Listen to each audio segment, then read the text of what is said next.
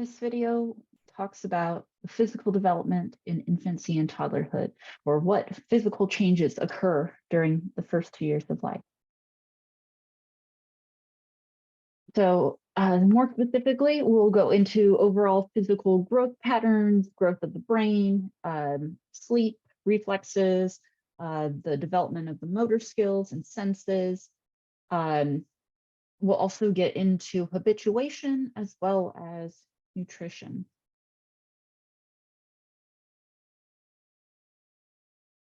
So in terms of physical growth, it's occurring incredibly rapidly during the first 2 years of life. Body proportions are also changing significantly. For instance, at birth, our head makes up 1/4 of our total length, compared to as an adult when it makes up only about 1/8 of our total height. So differences in terms of proportion. Weight is increasing very rapidly. So on average, an infant's about 7.5 pounds at birth. That typically has doubled by 4 months of age and has tripled by 12 months or their first birthday. Length, again, on average is roughly 20 inches at birth.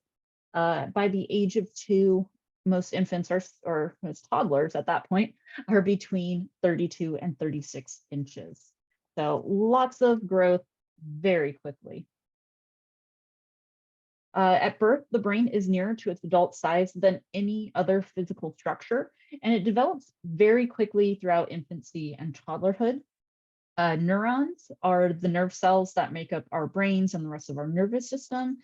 They communicate with our sensory organs, our muscles, and with one another. So with neurons, essentially they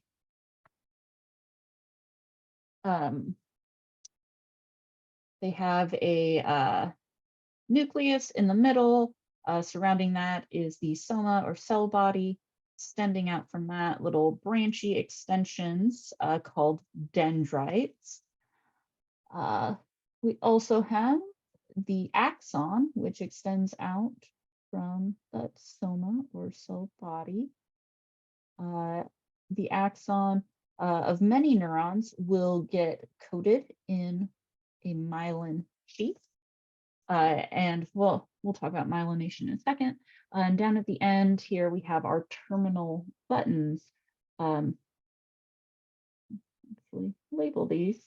The terminal buttons are where our neurotransmitters are stored. Neurotransmitters are chemicals that are used to communicate neuron to neuron.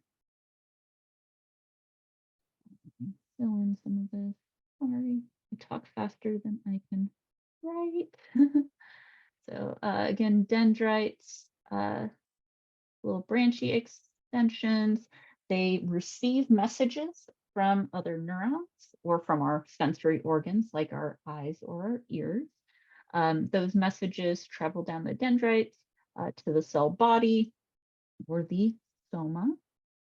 And that is where cellular metabolism is taking place. In the center of that is the nucleus of the cell. And almost all of our cells have a nucleus. That is where our DNA is stored. So message traveling from the dendrites to the soma, then down through the axon to those terminal buttons at the end, where they will be transformed into chemicals, specific neurotransmitters such as dopamine or serotonin or what have you. Those chemicals will cross a little space to get to the dendrites of the next neuron. But you get the idea. That little space in between the terminal button of the sending neuron and the dendrite of the receiving neuron is known as the synapse. And that is sometimes referred to as the synaptic gap or the synaptic cleft. Is our connection between the neurons, even though they don't actually touch. It's a space that the neurotransmitters flow across. So the brain, it's about 25% of its adult weight at birth. By 2 years of age, it's increased to about 75% of its adult weight. Um, the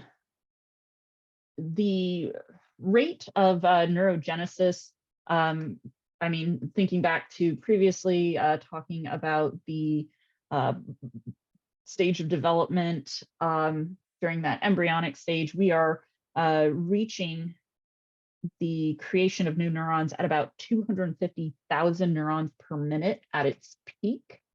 So we are born with most of the neurons that we'll ever have, which is roughly 85 billion.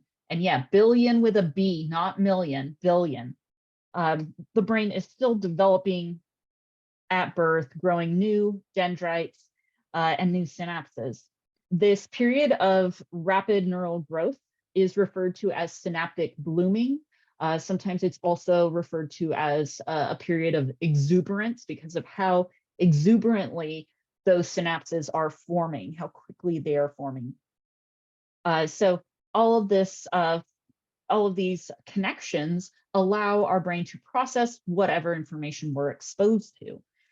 This period is also then followed by synaptic pruning, and that is when connections that are not being used are destroyed.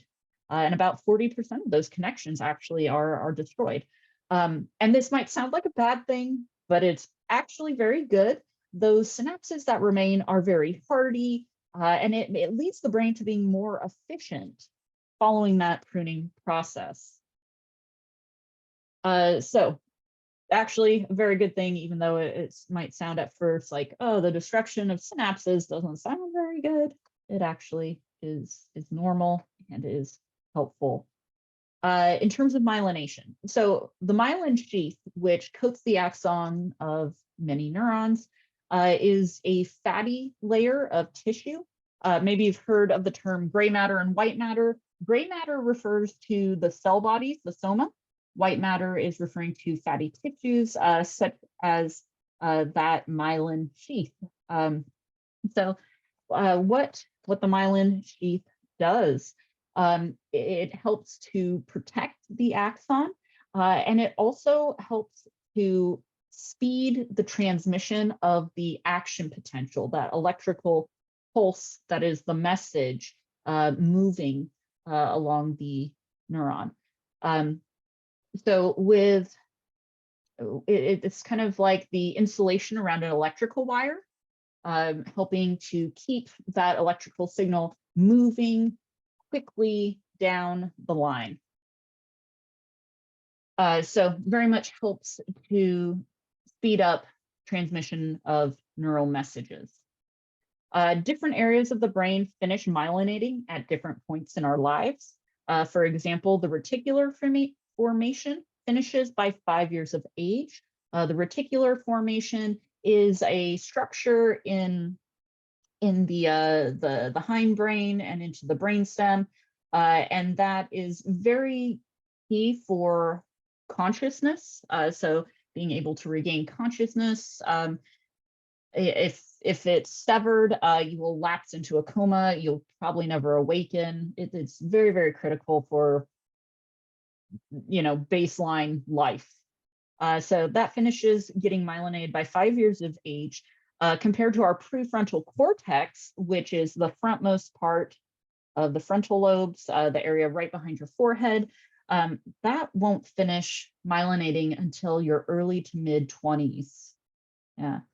I mean, it's getting there throughout life. I mean, there's definitely improvements that occur, but it's not finished until in our 20s.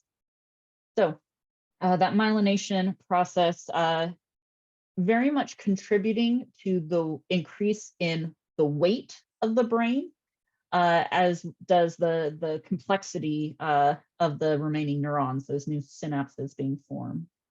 A baby's brain will triple its weight. Oh, I already kind of said that, during the first 2 years, reaching about 3/4 of its adult weight and size by the age of 2.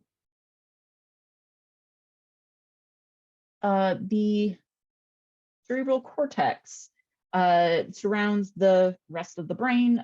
It is the thin outermost layer of the brain, and that is where a lot of our voluntary activity and thinking occurs.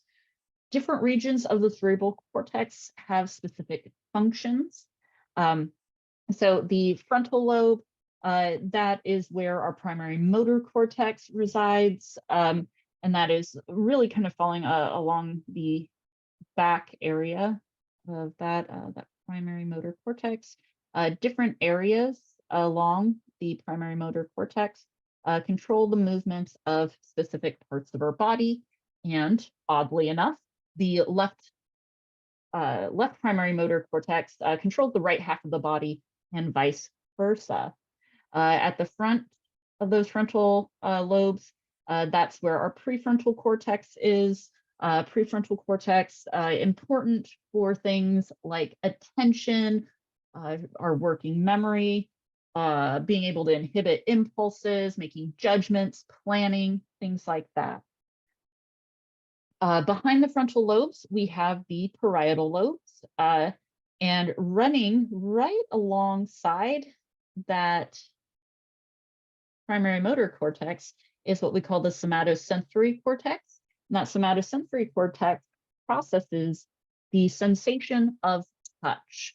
And similar to the motor cortex, different areas of the somatosensory cortex process sensation of touch from different areas of the body. And it is also processing in the opposite side. So the left somatosensory cortex is processing sensation from the right side of the body and vice versa. So below the parietal lobes are the temporal lobes. The temporal lobes are kind of right behind the ears. And within them is our primary auditory cortex. The auditory cortex is responsible for processing sounds and language. So the auditions, right, the sounds we hear. At the very back of the brain is the occipital lobes, and that houses our primary visual cortex. The visual cortex, as you might guess, processes vision, everything we see. And yeah, kind of another weird quirk of the brain, that processing is going on at the very back when our eyes are at the front. Brain's a little odd like that, but yeah, that is where what you see is actually getting processed, where we're actually making sense of everything we see. Below the main part of the brain, you can also see that cerebellum, and it is very important for things like movement and coordination, balance, and the brain stem sticking out of the bottom there. As I said, responsible or has a lot of basic survival functions. So things like that reticular formation, which is giving us our ability to maintain consciousness, to regain consciousness when we're knocked unconscious. Also things like regulating our breathing, our heart rate, our body temperature, happening in structures within that area, things like the medulla oblongata, and so on and so forth. So the two hemispheres. Lateralization is the process by which different functions become localized primarily on one side of the brain. And this is not to say that, you know, we only use like one half of our brain. We use both halves simultaneously all the time. But there are certain bits of information that are more likely to be processed on one side or the other. So for example, with the left hemisphere, for 90% of the population, that is where the speech centers are, Broca's area and Wernicke's area. We'll talk about them a little later. The right hemisphere, more likely to be processing more of that visual spatial information. But again, they very much work together, and we definitely use more than 10% of our brain. Hate that myth. You have a lot of functioning going on all the time, just to keep our bodies alive, much less moving and thinking and doing all of these other things. So, um, yeah, dispel some of those myths while we're at it. So getting to next section, um, a sad section. Newborns, they sleep a lot, about 16 and a half hours in a 24-hour period. By 6 months of age, that has reduced to about 14 hours. And by 2 years old, they are sleeping about 10 hours within a 24-hour period. And most of those hours will shift to being at night, as they're aging, from being a newborn. This slide, what the graph is showing is a breakdown of SUIDs, or sudden unexpected infant deaths, which account for about 3,500 deaths in the US every year. So SUIDs occur when infants who are younger than 1 year of age die in their sleep, and there's no obvious cause. I mean, well, breaking it down, there are some causes. Sometimes they'll have an unknown cause. So first up, what you're probably most likely to have heard before is SIDS, sudden infant death syndrome, and that is the death of a healthy infant, and where medical and forensic findings are inconclusive. Like, so the infant dies while they're asleep. The autopsy can't determine why. It is the leading cause of death in infants during the first year of life. And again, we're not 100% sure why it happens, but one of the major hypotheses is that there are abnormalities in the areas of the brainstem responsible for breathing. There's also unknown cause, and that's if like an investigation was not conducted, no autopsy done. And then we have accidental suffocation and strangulation. So you can see those various causes broken down there. The American Academy of Pediatrics Back to Sleep campaign in the 1990s led to a huge decrease in the number of SIDS cases in the United States.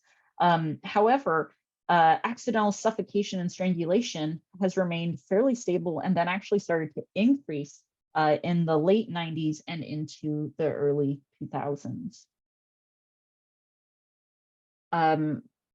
And in case you weren't aware, the Back to Sleep campaign was a huge public education campaign encouraging parents to put their infants to sleep on their back as opposed to on their side, on their stomach. And they have additional recommendations for reducing not only SIDS, but also accidental suffocation, strangulation in bed, such as by removing soft bedding, pillows, blankets, stuffed animals from the crib, things like that to, again, help keep infants safe. What about other cultures, though? In many cultures, co-sleeping is very common. So co-sleeping is where the infant sleeps in bed with the parent. And a lot of collectivistic cultures really see it as a way to promote a close parent-child bond, to promote interdependent relationships, right? So that view of oneself as very connected to the family, to the community, as opposed to more of a focus on the individual and their goals, like individualistic cultures tend to have. And that's why in a lot of individualistic cultures, like the United States, for example, infants sleep in their own bed, often in their own rooms. Whereas in collectivistic cultures, that would be considered very strange. So sudden unexpected infant death rates are actually pretty low in co-sleeping cultures, which a lot of people might say, what? Why would that be the case? But it's also important to remember that in many co-sleeping cultures, people sleep on floor mats, which really helps to minimize suffocation from bedding. It's very different than the beds that we have in many more individualistic cultures, which tend to be much softer, lots of blankets and pillows, um, and frankly, more hazardous to an infant. In terms of motor development, motor refers to movement. So motor equals movement. And with newborns, they are born with a set of reflexes right from the get-go. And in fact, they are capable of reflexive movements even before birth. So a reflex is an inborn automatic response to a particular form of stimulation. Some reflexes have survival value, and some form the basis for complex motor skills that will develop later on. Others help parents and infants establish gratifying interactions.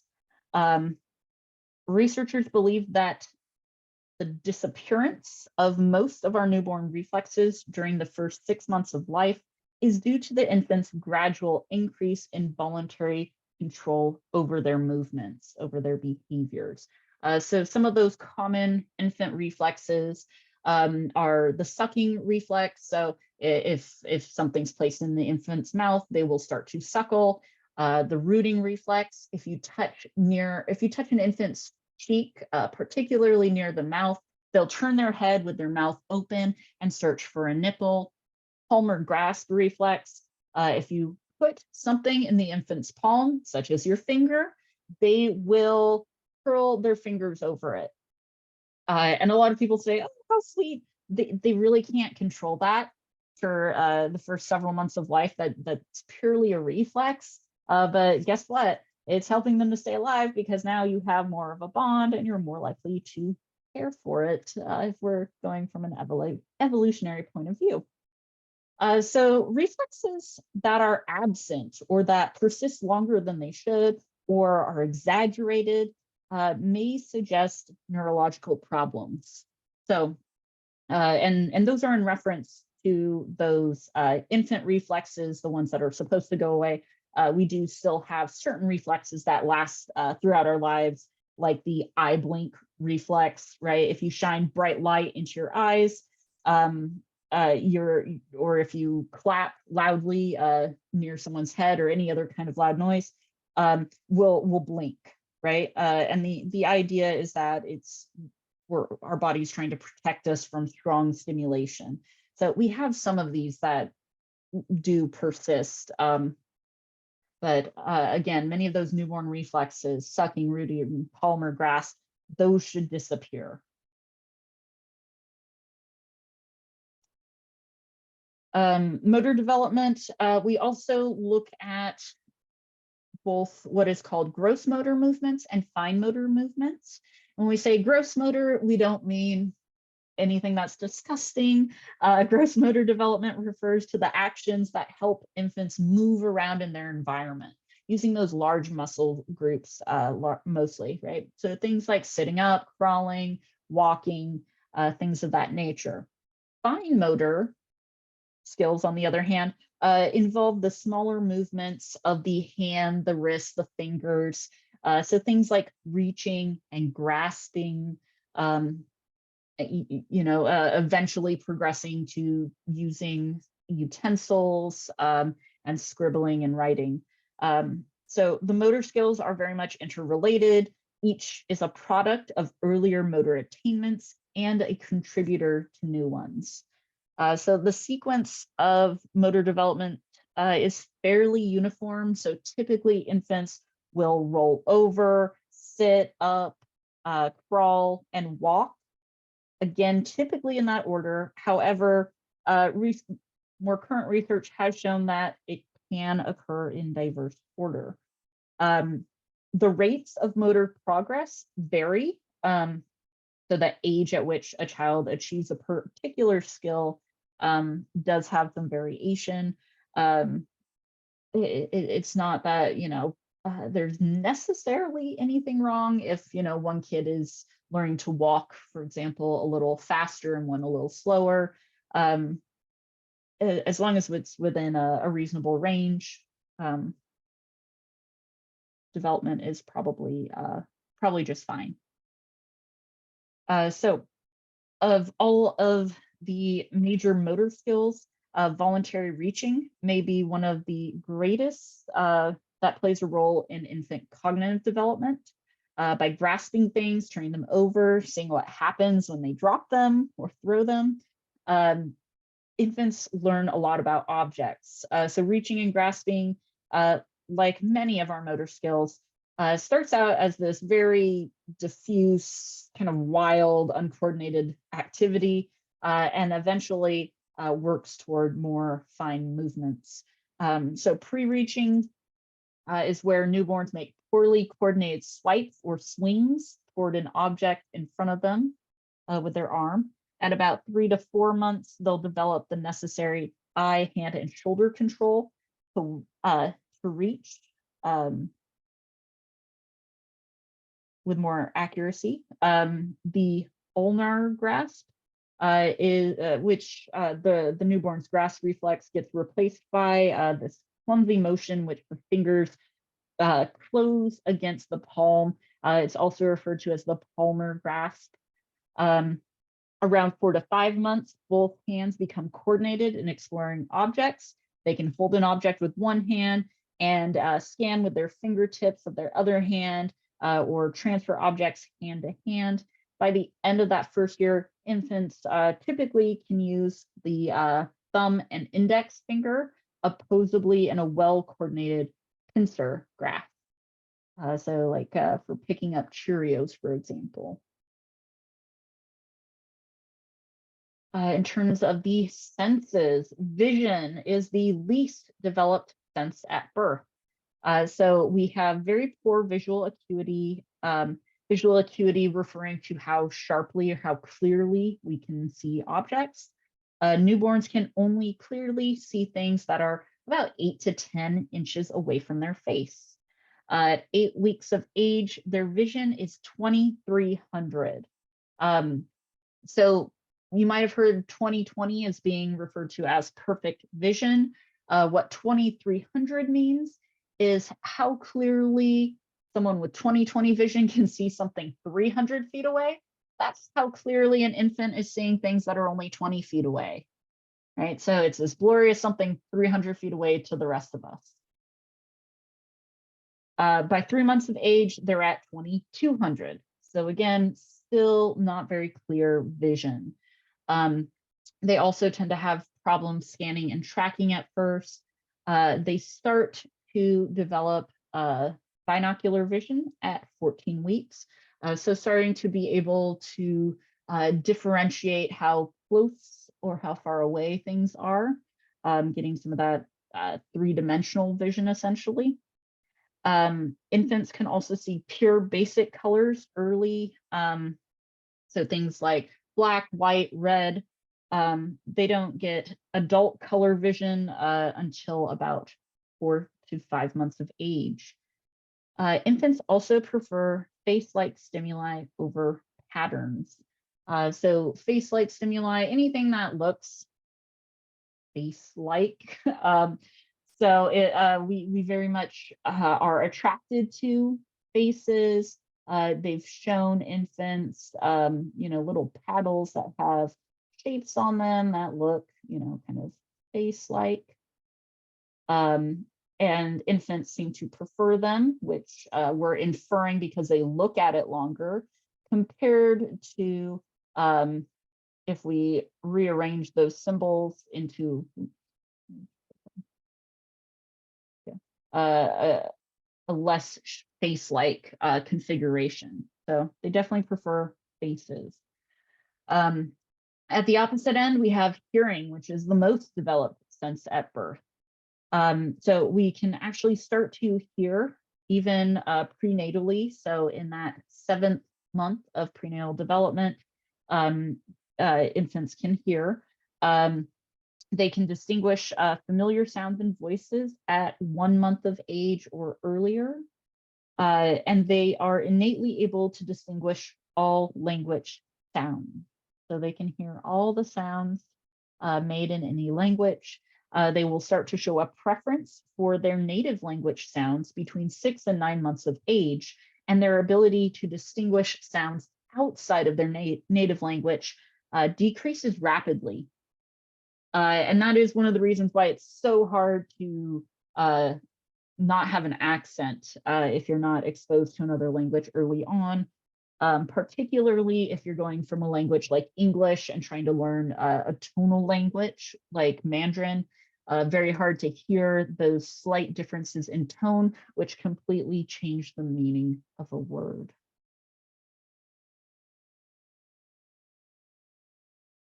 So how do we study infants' perceptions, their memory? We use a technique known as habituation. So at birth, the human brain is set up to be attracted to novelty or new things. Excuse me.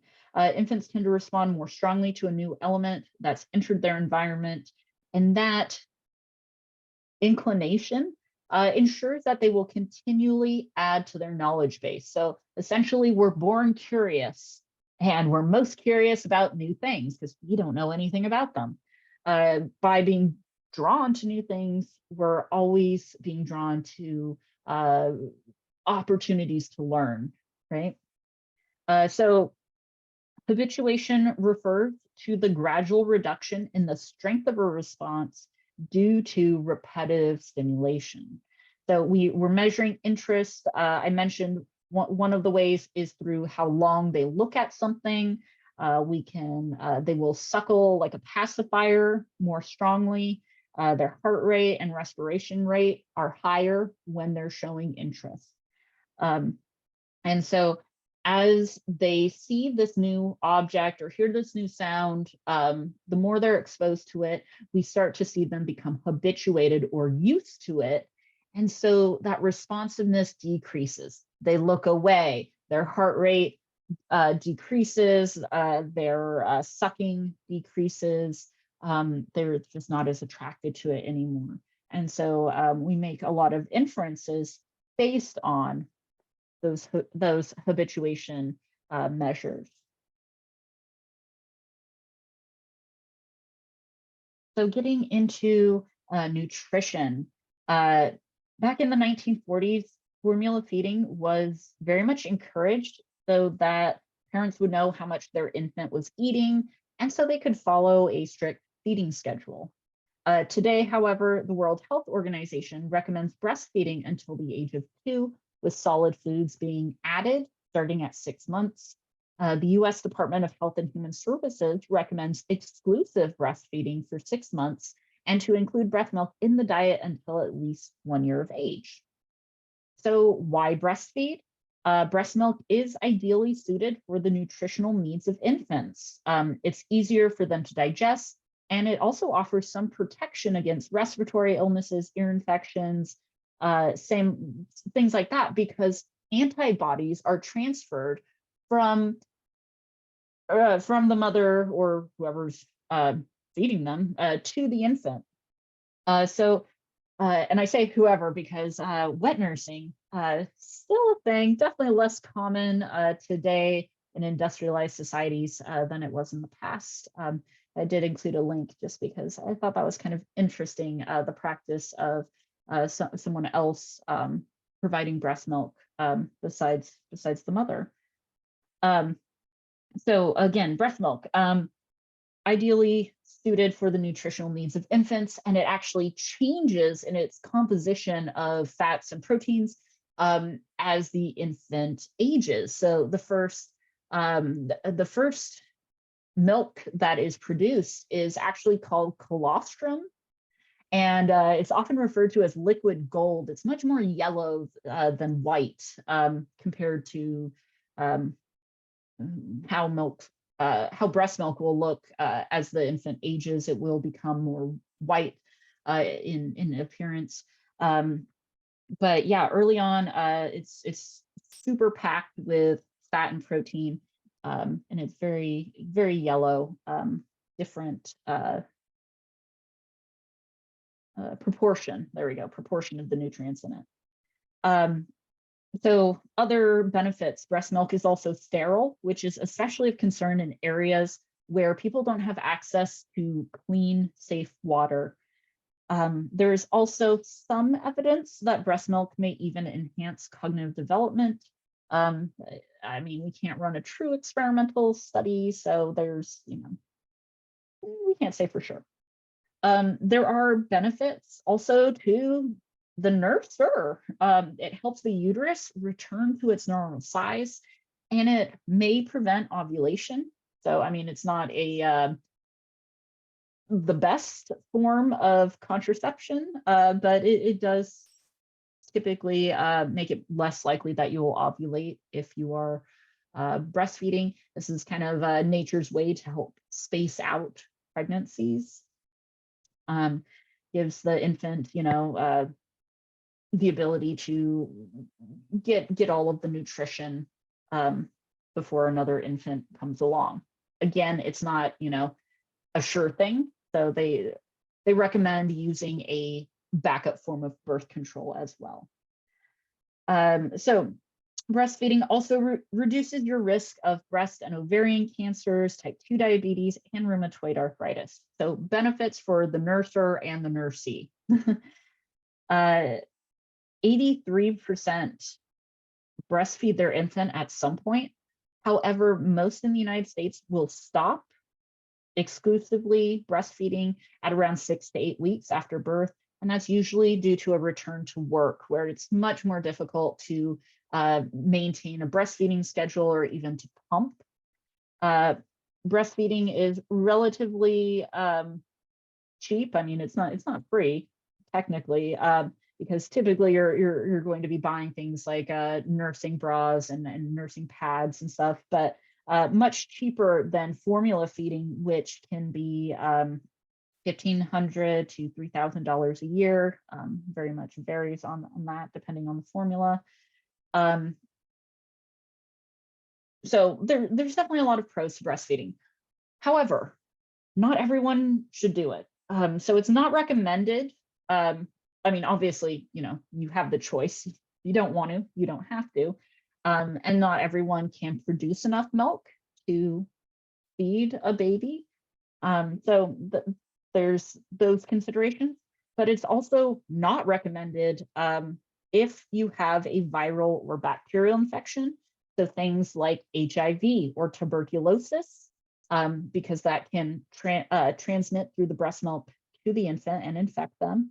Or if you're taking certain medications, if you're undergoing radiation, things like that, where you're actually recommended to not breastfeed. It's important to know that formula has come a long way. So it's very nutritious and going to support development to the infant.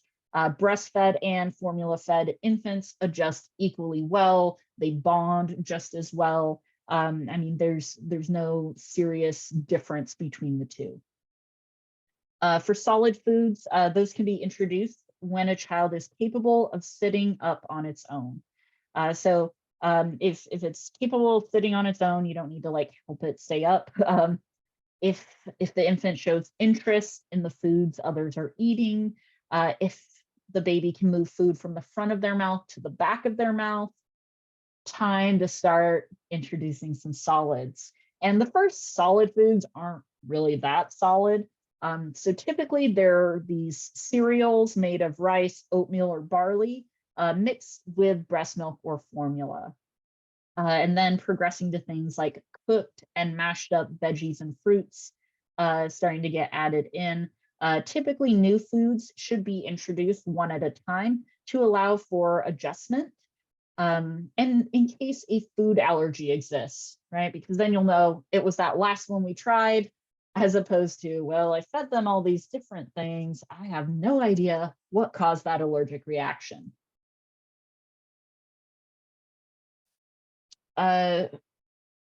We also have malnutrition. Malnutrition refers to the condition of having an improper amount and balance of nutrients, and that produces several negative results. Malnutrition is more common among children living in developing countries, where there's much more widespread poverty. So with children who experience malnutrition, there is a slower growth rate apparent by 6 months of age. By 2 years of age, their height and weight are only about 95% the height and weight of children in more developed industrialized countries. Children who are chronically malnourished during infancy later score lower on IQ tests, and they tend to do less well in school. And these effects can linger even after the diet has been improved substantially later on. So very important to get appropriate nutrition early. So the two major forms of malnutrition, marasmus, which refers to starvation due to lack of calories and protein. You are not getting enough calories, you're not getting enough protein. And this is often if the mother is incapable of producing enough milk, maybe she is starving, or if there's no access to food, formula, things like that, then the infant won't receive the appropriate calorie needs.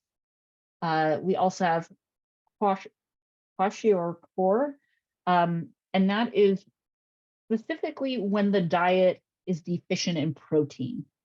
So you might be getting enough like starches, but you're not getting enough protein. And that is what is depicted in the picture, where one of the symptoms of kwashiorkor, the belly becomes distended, and the feet and the hands become swollen.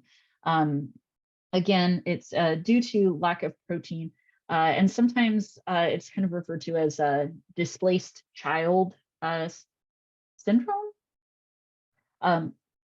The idea being that when a new child is born, that older child is no longer being breastfed, no longer receiving that source of protein, because it's going to the new infant. And so these older children are losing a valuable source of protein. And if they're not getting it from other sources, due to poverty or lack of resources, then they'll develop this malnutrition disease.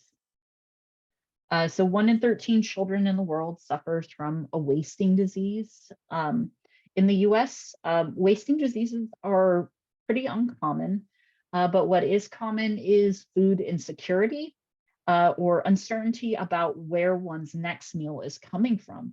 And that actually impacts 1 in 5 children in the United States, which is pretty bizarre for such a developed country. The government has instituted things like free and reduced breakfast and lunch programs in school to help combat food insecurity, but it remains a serious problem. So that is all for physical development section. Thank you.